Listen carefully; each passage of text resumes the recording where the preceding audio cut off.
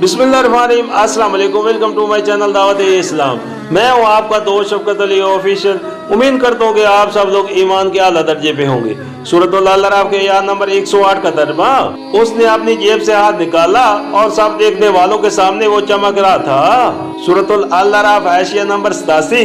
ये दो निशानियां हजरत मूसा अलैहिस्सलाम को उस अमर के सबूत में दी गई थी कि वो उस खुदा के नुमाइंदे हैं जो कायनात का खालिक और फरमा रवा है, जैसा कि उससे पहले भी हम इशारा कर चुके हैं। पैगंबरों ने जब कभी अपने आप को फरिश्ता रब्बुल आलमीन की हैसियत से पेश किया तो लोगों ने उनसे यही मुतालबा किया कि अगर तुम वाकई रब्बुल आलमीन के नुमाइंदे हो तो तुम्हारे हाथों से कोई ऐसा वाकया ज़ोर में आना चाहिए जो कवानीन फितरत की आम रविश से हटा हुआ हो और जिससे साफ ज़ाहिर हो रहा हो कि रब्बुल आलमीन ने तुम्हारी सदाकत साबित करने के लिए अपनी बराह रास्त मुदाखलत से ये वाकया निशानी के तौर पर सादर किया है। इसी मुतालबे के जवाब में अंबिया ने वो निशानियां दिखाई हैं जिनको कुरान की इस्तिलाह में आयात और मुकल्लिमीन की इस्तिलाह में मुआजिज़ात कहा जाता है। ऐसे निशानात या मुआजिज़ात जो लोग कौम फितरत के तहत सादर होने वाले आम वाक़यात करार देने की कोशिश करते हैं, वो दर हकीकत किताब अल्लाह को मानने और ना मानने के दरमियान एक ऐसा मौक़िफ़ इख्तियार करते हैं जो किसी तरह मकबूल नहीं समझा जा सकता।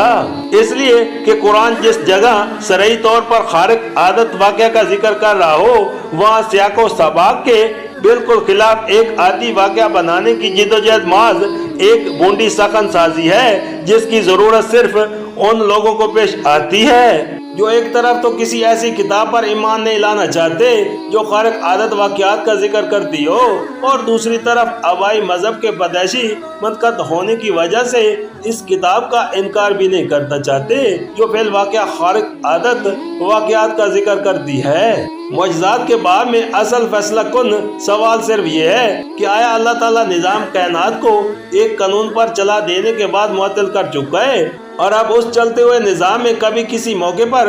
मुदाखलत नहीं कर सकता, जब वो बिलफैल अपनी सल्तनत को ज़मानो तदबीर अपने हाथ में रखता है और हर आन उसके अकाम उस सल्तनत में नाफिज होते हैं और उसको हर वक्त यार हासिल है कि अशिया की शक्लों और वाक़यात की आदि रफ्तार में जुज़वी तौर पर या कुली तौर पर जैसा चाहे और जब चाहे तग़यीर कर दे। जो लोग इस सवाल के जवाब में पहली बात के कायल हैं, उनके लिए मुआजिज़ात को तस्लीम करना गैर मुमकिन है, क्योंकि मुआजिज़ा ना उनके तसव्वुर खुदा से मेल खाता है और ना तसव्वुर कायनात से। लेकिन ऐसे लोगों के लिए मुनासिब यही है कि वो कुरान की तफसीर और तशरीह करने के बजाय उसका साफ साफ इनकार कर दे, क्योंकि कुरान ने तो अपना जोर बयान ही खुदा के मुक़द्दम जिक्र तसव्वुर का अब्तलाल और मुसख्खर जिक्र तसव्वुर का इस्बात करने पर सर्फ किया है, बाखिलाफ उसके जो शख्स कुरान के दलाइल से मुतमिन होकर दूसरे तसव्वुर को कबूल कर ले, उसके लिए मुआजिज़े को समझना और तस्लीम करना कोई मुश्किल नहीं रहता।